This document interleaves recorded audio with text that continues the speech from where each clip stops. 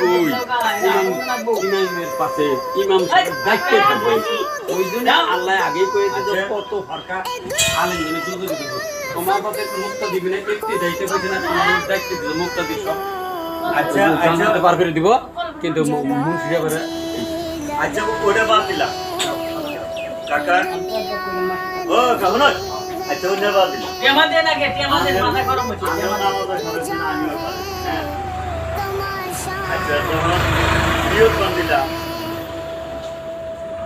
আলহামদুলিল্লাহ তো ইমোশন করলাম ওইয়া তাকবীরের কথা করব তারপরে আমি সানা করব সানা কর না আমি নিয়ত বান্ধিলাম আগাম নিয়ত বান্ধিলাম নিয়ত বান্ধা তাকবীরের বান্ধিলাম বান্ধারে তো সানা করব সানা কইয়া শেষ করে এরা আলহামদুলিল্লাহ করলাম তারপরেও একটা সূরা করলাম আলহামদুলিল্লাহ কইয়া শেষ করেও একটা সূরা করলাম